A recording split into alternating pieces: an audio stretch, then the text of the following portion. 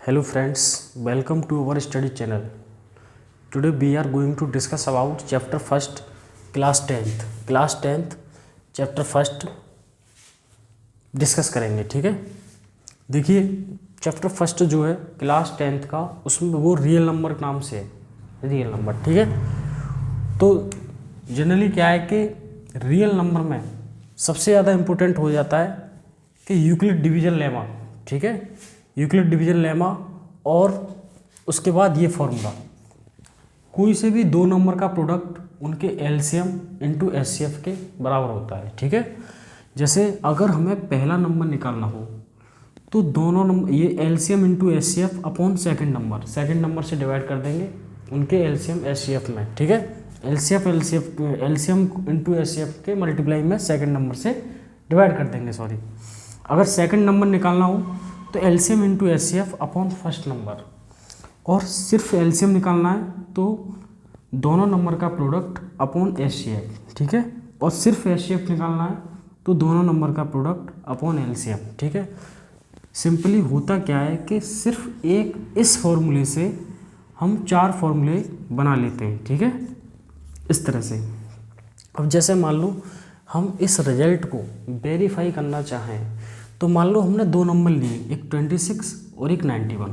ठीक है, हमने इन दोनों नंबर को इस रिजल्ट से, इस फॉर्मूले से वेरीफाई किया।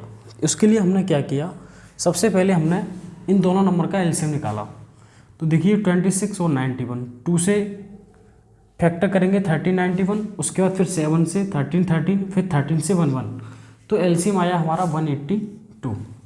उसके बाद हमने इन्हीं दोनों नंबर का प्रोडक्ट निकाला। ठीक है, सॉरी, इन्हीं दोनों नंबर का एचसीएफ निकाला। क्या निकाला? एचसीएफ। तो एचसीएफ क्या आएगा इसका? 26 का फैक्टर मेथड से 2 इंटू 13, 91 का फैक्टर मेथड से 7 इंटू 13, यानी कि ओवरऑल इसमें क्या कॉमन आया, ये हमारा 13। तो 13 आपका आ गया एचसीएफ। ठीक है, अब हम इस रिजल्ट को वेरीफाई करने के लिए हमने दोनों नंबर का, फर्स्ट नंबर और सेकंड नंबर का मल्टीप्लाई किया, तो वो आया हमारा 2366। और हमने इन्हीं दोनों नंबर्स का पहले एलसीएम और उसके बाद एचसीएफ, उन दोनों का अगर मल्टीप्लाई किया तो वो भी हमारा 2366 आया। ठीक है, यानी कि इस रिजल्ट से ये प्रूफ होता है कि कोई से भी दो नंबर का प्रोडक्ट उन्हीं दोनों नंबर के एलसीएम इंटू एचसीएफ के प्रोडक्ट के बराबर होता है। ठीक है, इक्वल होता है। इस प्रकार यह सिद्ध हुआ, हैंस वेरीफाई। ठीक है, और हम बात कर लेते हैं यूक्लिड डिवीजन लेमा क्या है। ठीक है, तो देखिए यूक्लिड डिवीजन लेमा,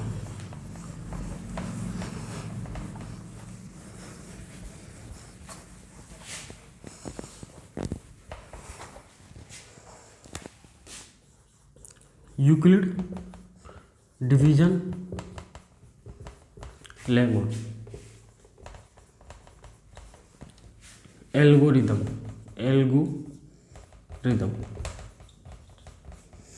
तो देखिए यूक्लिड डिवीजन लेमा सॉल्व करना बेहद ही आसान है, बहुत सरल है। ठीक है, जैसे कि इसका आपको पता होना चाहिए कि सिंपली ये फॉर्मूला होता है A equal to B Q plus की R,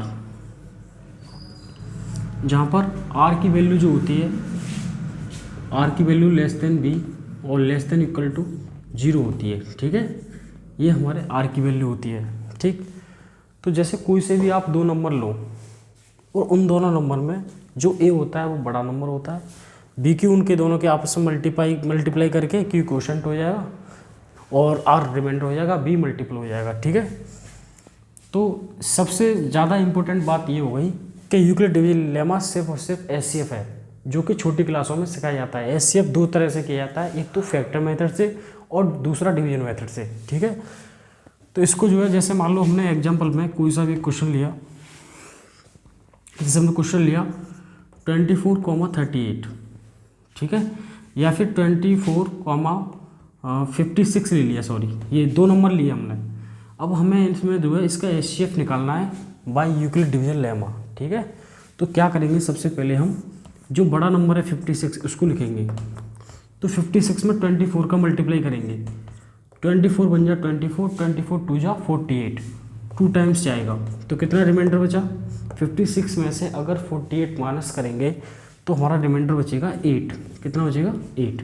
अब 56 ले लेंगे, अब कितना ले लेंगे हम 56 नहीं सॉरी, अब लेंगे 24 ये वाला नंबर, ठीक है, इस वाले नंबर को आगे ले लेंगे। अब 8 का टेबल आप ऐसा पढ़ेंगे 24 आ जाए, ठीक है, या 24 से कम आए लेकिन 24 से ज़्यादा नहीं होना चाहिए। तो 8 का टेबल जब हमने पढ़ा तो 8 3 या 24 होते हैं, सीधा सीधा कट गया, ठीक है। तो यहाँ रिमाइंडर बचा हमारा 0। जब भी आपका रिमाइंडर 0 आ जाए समझ लो आपका यूक्लिड डिवीजन लेमा से HCF निकल गया। तो जो पहला वाला नंबर होता है ये आपका क्या होगा HCF हो गया। तो HCF कितना है आपका 8, HCF आएगा 8, ठीक है। तो यूक्लिड डिवीजन लेमा कोई से भी 2 नंबर में या 3 नंबर में या 4 नंबर में लगाना बहुत ही सिंपल है, ठीक है। सबसे पहले ज़्यादा इंपॉर्टेंट है आपको जो है ये फॉर्मूला आना चाहिए A = BQ + KR और 0 <= R <= B।